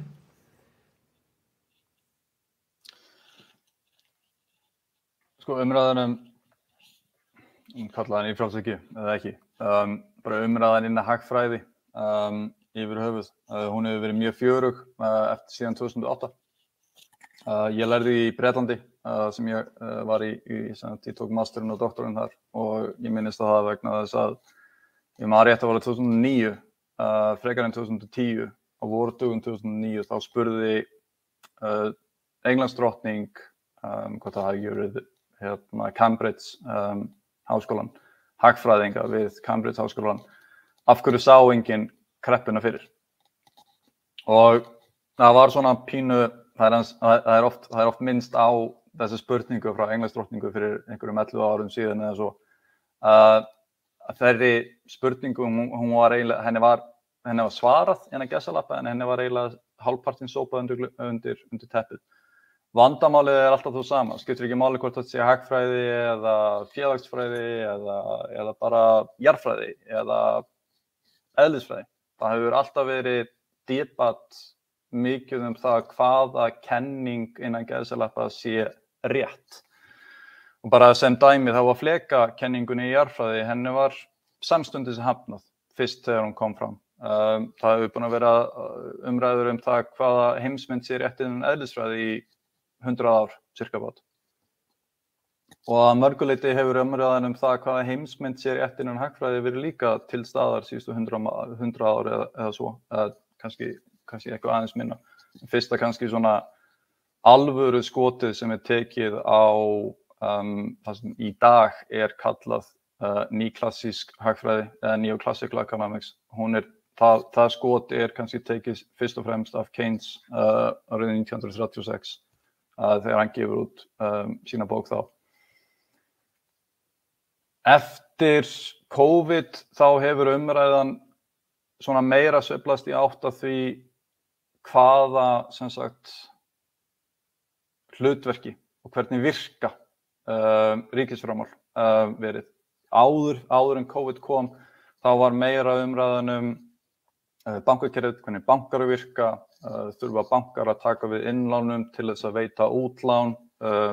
Það búið að bara skrifa þá umræðu eiginlega niður. Allir þeir sem vilja vita það, þeir vita það alveg að Bank of England, Seðlabanki Englands árið 2014, þá benti Seðlabanki Englands á það að bankar þurfa ekki að taka við innlánum til þess að veita útlán. Árið 2017 benti Seðlabanki Þýskalands á það sama.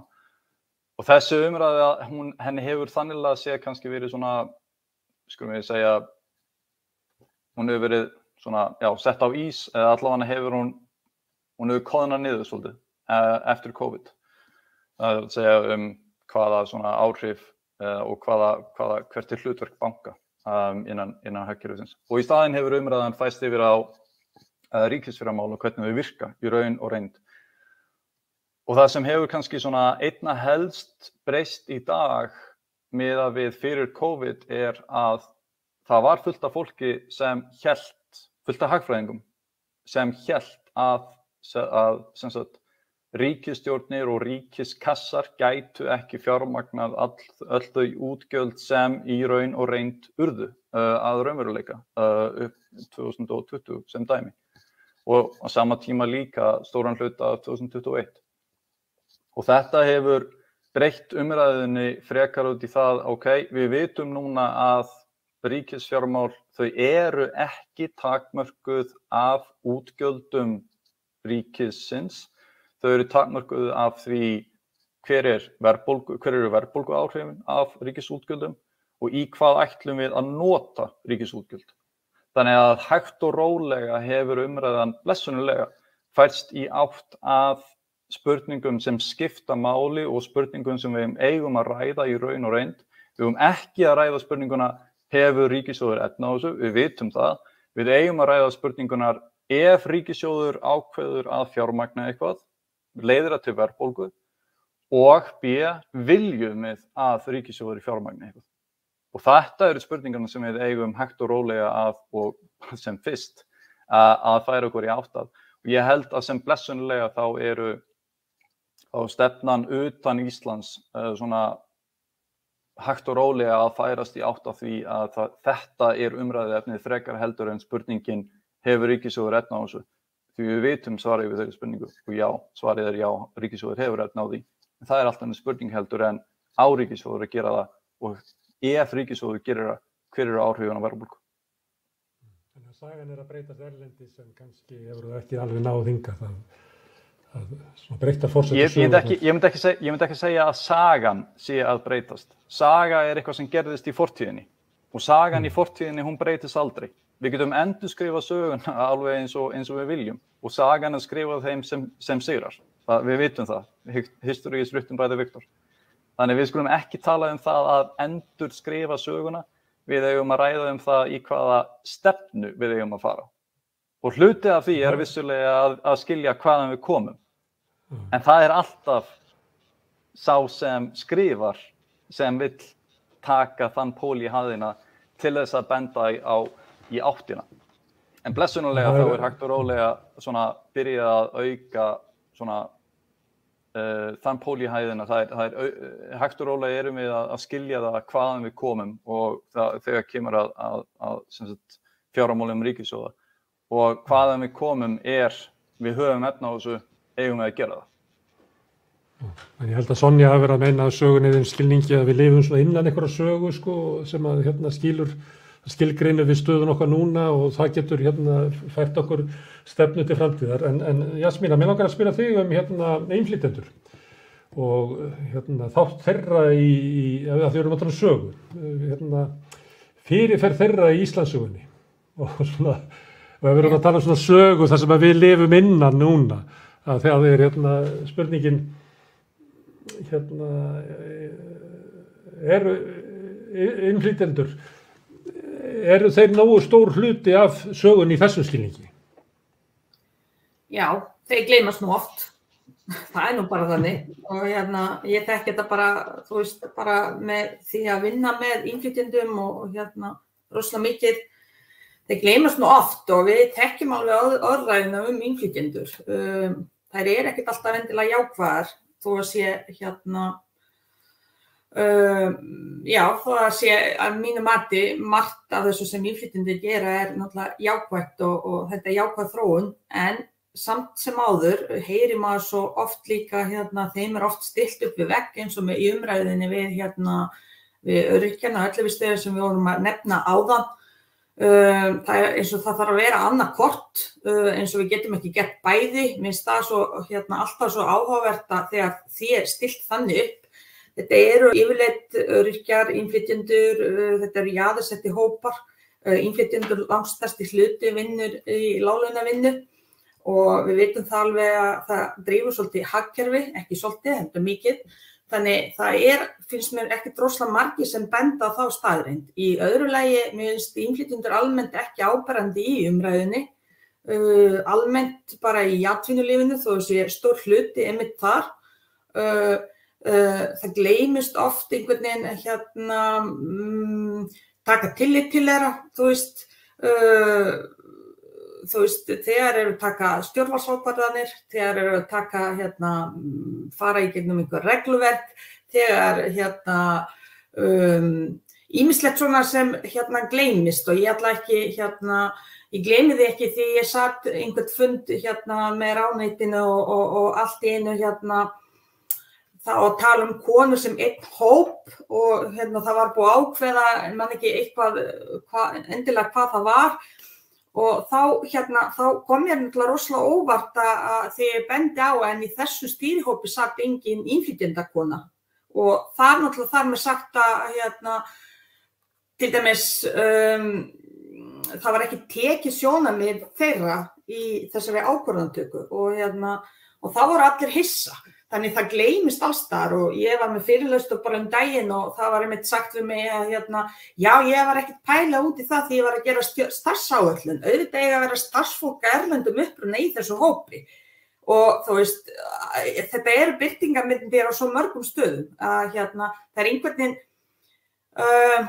í þessari, þú veist, verkalýðsbaráttu sem búið að vera sko bara núna síðast.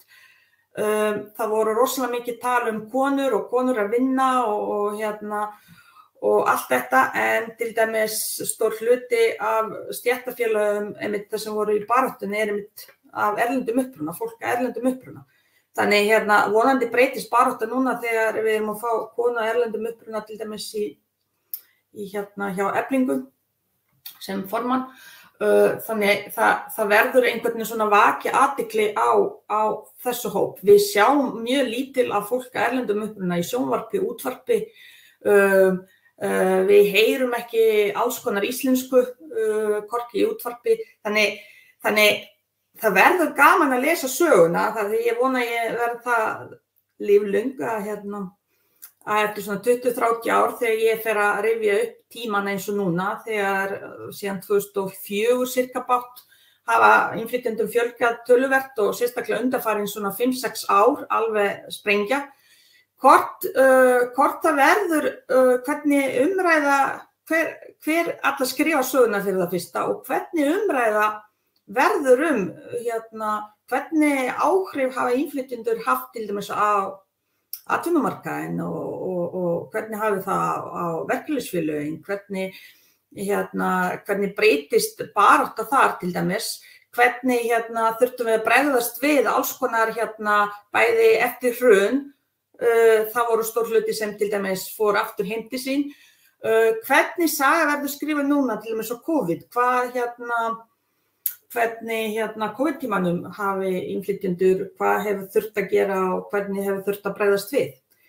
En við, eins og ég segi, þessi hópur oft gleymdur. Það er bara staðreynd. Og það þarf sérstaklega tileinkar sér og ég hef alveg heyrt fólk af, þú veist, sem alveg meðvitað þetta, að við gleymum svolítið hugsa út fyrir boxið. Við hugsum svolítið á íslenskan hátt og einhvern veginn ætlumst til þess að allir hugsa sama. En það því miður, það svolítið breytur heimur og við þurfum að vera svona eins og ég segi, inngilda fólk líka af erlendum uppruna inn í okkar samfélag og að það verður hluti af heildinni sem oft ekki. Fólk upplifir sig en svo eitt líka sem við þurfum að passa okkur á að það hvort við megum ekki heldur hafa umræðina svolítið neikvæða innflytjendur. Við þurfum svolítið vega á móti og það líka svolítið svona birtingarmið sem má taka svona til fyrirmyndar að fleiri fjalla þessar jákvæðu ímyndir hvernig innflytjendur hafa komið sér fyrir langt flestir hafa komið sér vel, ég meina þátttaka innflytjenda í atvinnu 87-8%. Þannig það ekkert eins og þetta fólk situr heima og gerir ekki neitt. Þau nýta náttúrulega, það búið að rannsaka þetta, þau nýta þjónustu mikið minna magni heldur flestir Íslendingar og þau búa þrengra heldur flestir Íslendingar og allt þetta. Og það vanti bara svona, og svo náttúrulega oft umræða snýst að þau eiga bara að læra íslensku, það meira en bara að læra íslensku að koma sér í íslensku samfélagi, koma sér fyrir. og umræða má ekki vera neikvæð að það innflytjendur ekki tala íslensku. Það þarf líka að opna umræðuna af hverju þau tala ekki íslensku. Hvað möguleika hafa þau til að læra íslensku? Af hverju langflestir innflytjendur eru í láglaunastörfum? Af hverju, menntun þeirra ekki metin og margt þetta þarf að koma fram í sögunni. Hér getur þú ekki, við erum að fara til útlanda, margir hverju Íslendingar að læra og komum heim og fáum metna menntun okkar hérna. Innflytjendur koma með sína menntun hérna og við erum ekkert að meta það til dæmis. Þannig það svona, það þessi kerfi sem við búum til og það einmitt stjórnmál sem taka þessar ákvarðanir.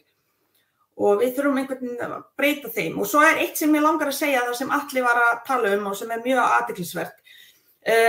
Það þetta með hvers konar ég velti oft fyrir mér og það sem ég skrifaði einmitt svona í byrjun umræðu þegar verið að tala verbúð og allt þetta þegar við byrjum. Við þurfum að spyrja okkur hvers konar samfélag ætlum við að búa í og hvers konar gildi ætlum við setja fram og ég get alveg tekið undir með honum Atla að við einhvern veginn gleymum því siðferðslega þættinu. Við erum svo fljót að gleyma og við höfum alveg tæki og tól því það nú bara lýðræði og það nú vel virt á Íslandi. Að fólk einhvern veginn að gera, það að draga einhvern veginn að gera lítil úr þessu siðferði sem á að vera rosalega hátt og allavega í mínum huga við þurfum að setja það bara upp í efsta stall að við ætlum að vera heiðarlega og við ætlum stunda viðskipti heiðarlega og við ætlum að borga skatta af okkar peningum alltaf. Í dag erum við að sjá fréttir, það fréttnefnd, ég meina núna búið að lesa allan 2 fréttir sem tala að einhver ákveðin einstaklingur með fyrirtæki og hann að borga skatt á Íslandi. Af hverju það fréttnefnd? Erum við að búa til þá samfélag sem siðferði rosalega lágt eða þröskuldurinn þarf ekki að vera herra en það. Ég meina það á ekki að vera fréttnefnd. Við eigum náttúrulega langflestir held ég að borga skatta á sínum peningum og langflestir fyrirtæki líka. Það þetta að við þurfum að einhvern veginn læra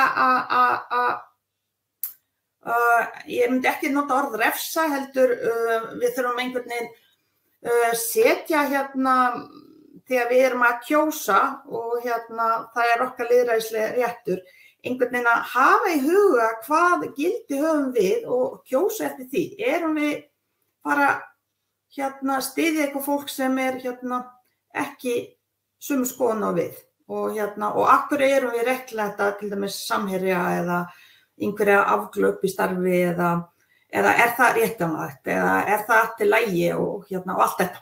Þannig við þurfum svona sem ein heild pæla í siðferðslega þáttunum mikið meira heldur kannski einhver öðru. En þú talar þátt innflytjenda í sögunni að þá ef það verður búið til verðbrúð 3 að þá mun þáttur líklega, ef hann á að gerast á Þingeyri, þar sem þessi þáttur var tekinn, að þá mun líklega 70% af samtölunum að vera á pólsku. Ég regna með því. Ef þeir ætla að halda svona áfram raunsærri mynd af stöðu sjávarbyggða því að það náttúrulega innflytjendur sem að fyrst og fremst halda uppi þessum smærri byggðum. Herðu Ragnar, þú mun að sitja prúður hérna lengi. Nú að koma inn á það að kannski snýst þetta allt siðferðisleg mál.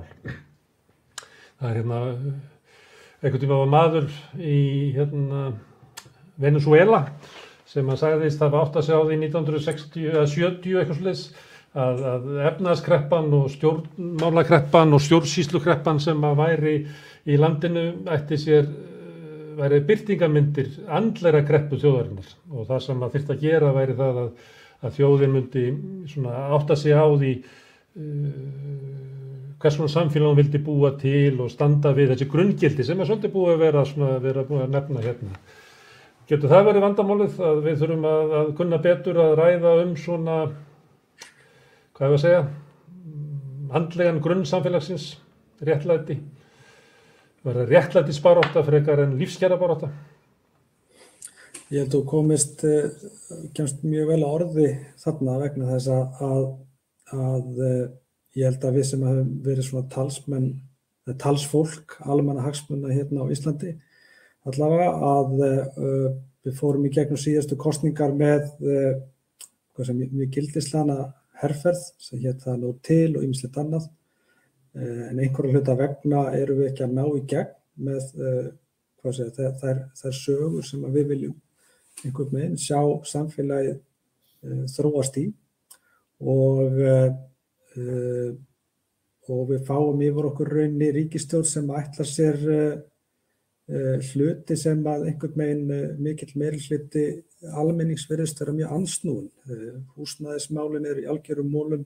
Við sjáum eins og Atli kom inn á áðan að einhvern veginn fáskorin í mjög þröngir sérhagsmunir, mjög gildislana rödd í fjölmiðlum á meðan raddir sem að klárlega og við höfum kannski jafnvel skoðanakannanir og meira á bakvið okkur eru settar einhvern veginn á par eða undir og það má til dæmis heimfara það á hvernig talað vinnumarkaðinn. Það í stjórnarsáttmálum til dæmis að þau þurfa að beisla vinnumarkaðinn vegna þess að vinnumarkaðurinn og átök á vinnumarkaði hafa verið svo mikil.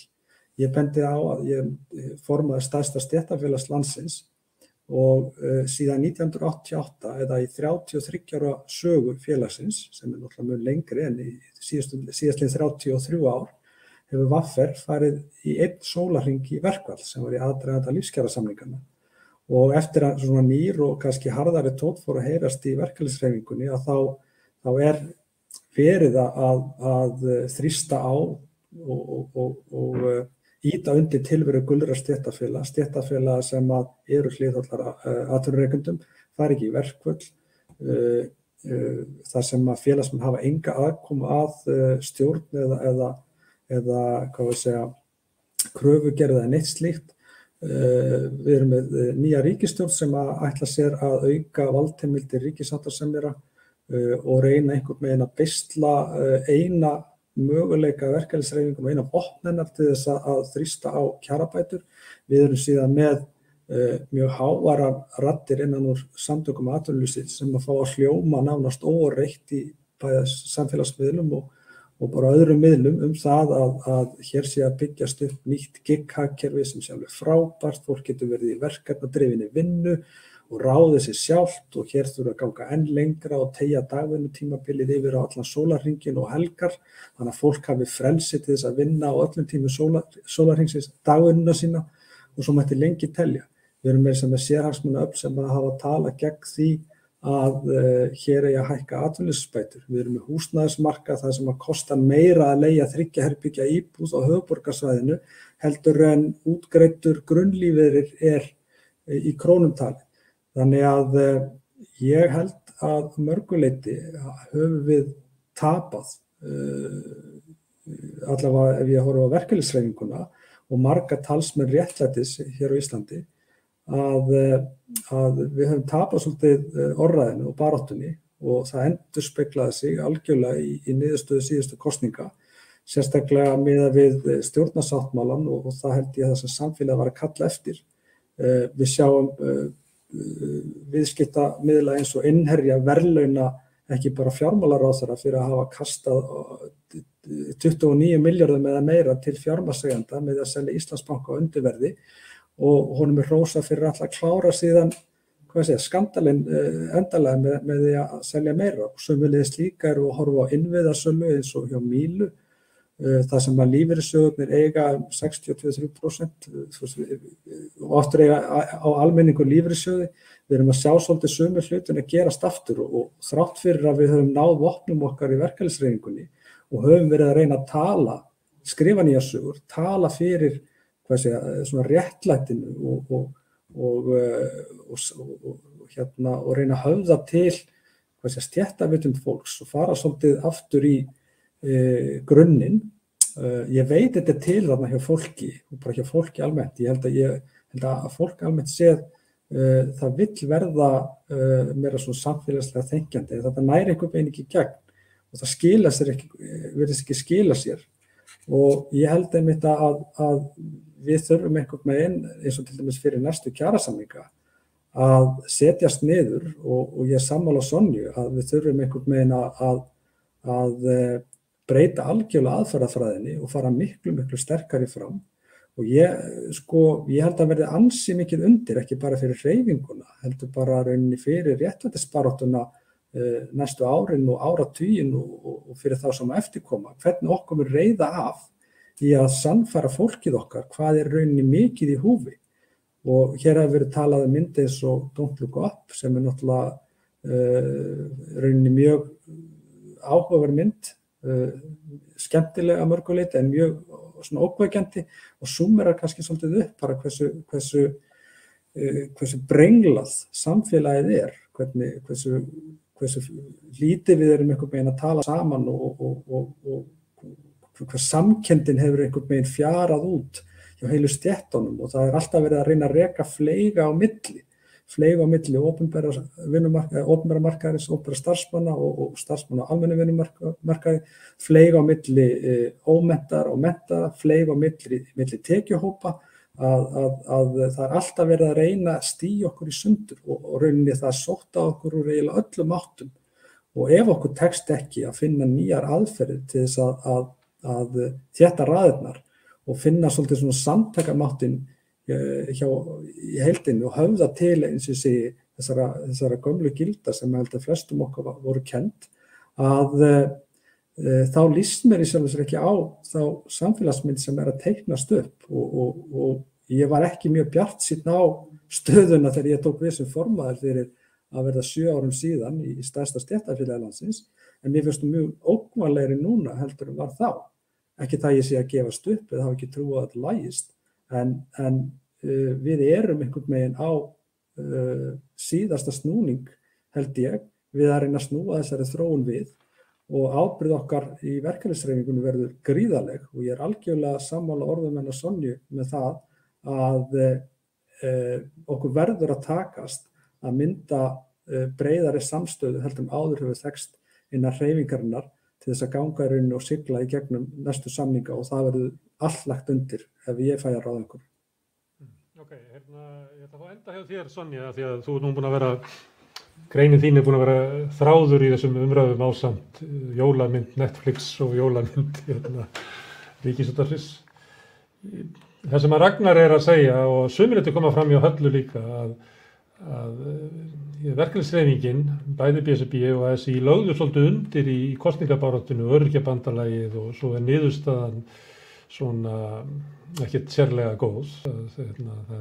Það ekki þau sjónarmið sem urðu ofan á og ekki einu sinni þau sjónarmið sem réðu umræðunni í kosningabaráttunni. Þessar vangaveltur þína núna svona nýja sögu og eitthvað svoleiðis sprotnar upp á því að það þurfi raunverulega endurnýja baráttuna að til þess að ná einhverjum alvöru árangri að þá þurfi hreyfingin og þeir sem að vilja einhver umbætur í samfélaginu að taka höndu saman og gera nýja hluti, stærri hluti, ákveðnari með skýrari markmið?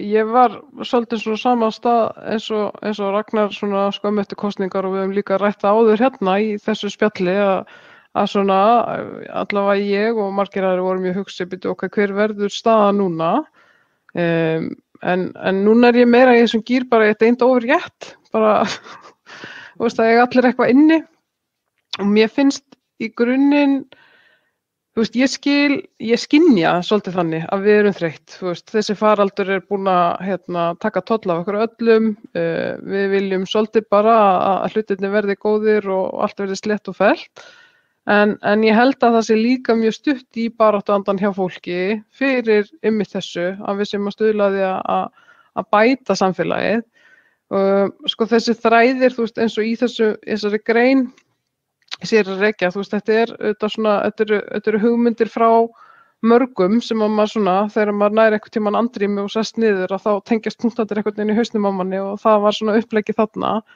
af því að fyrir mér, við erum kannski mörg að berjast fyrir svona afmörkuðum efnum eða svona málefnum í sitthvoru horninu og það stórt verkefni að sameina sjónarmiðin og taka þau bara svona ofar þannig að það ná einhvern veginn út fyrir og sé verið að sýna styrkleikann þannig og kannski þetta líka allt bara svona hænuskrif í áttina því en við sáum til að missi kjarasamningsviðræðunum á opinberu vinnumarkaði síðast og það var ég allavega veit ekki til þess áður þó ég sé nú ekki kannski með besta minnið heldur eða svona sterkustu yfirsýnina af því að það er svo margt líka sem óskrifað sem maður getur ekki lesið sér til maður þarf bara að heyra aðra segja frá því en þá tókst að sameina öll stéttarfélög í því að berjast fyrir til að með styttingu vinnuvikunar og ég þú veist, sú reynsla sýnir manni mitt líka hvaða árangri hægt að ná en það þýðir ekki, það er ekki þar með sagt, þú veist, það var unnið mjög hörðum höndum að því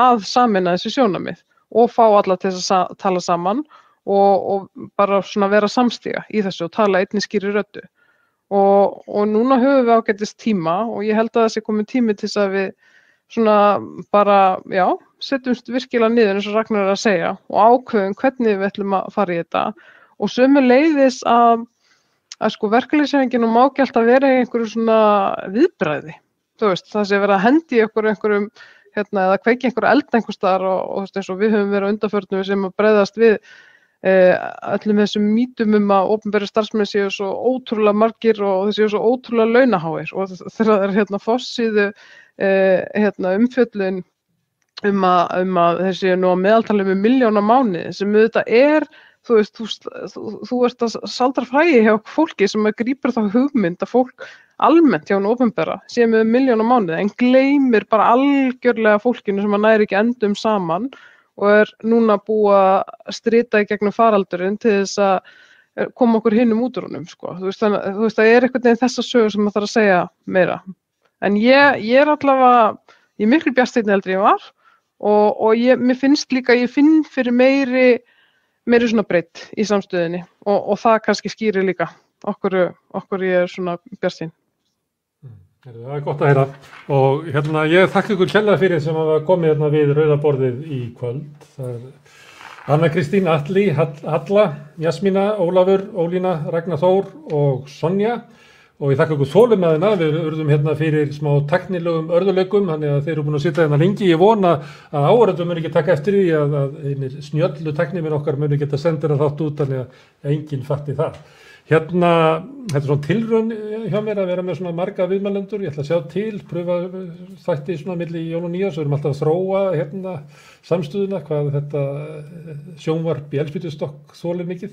Á morgun koma aðri gestir. Það er Drífa Snædal kemur Helga Vala Helgadóttir, Héðinn Unnstinsson, Natasja Stólarjófa, Pálmi Gunnarsson, Unnur María Máney Bergsvinsdóttir og Þórður Snær Júlíusson og við munum þá ræðum þessi tímamót sem við ættum að vera að pæla í á milli jól og nýjárs, horfa aðeins aftur á bak og fram á veginn. Ég hvet hlustendur sem hefur gaman að þessum þætti að fylgjast líka með á morgun.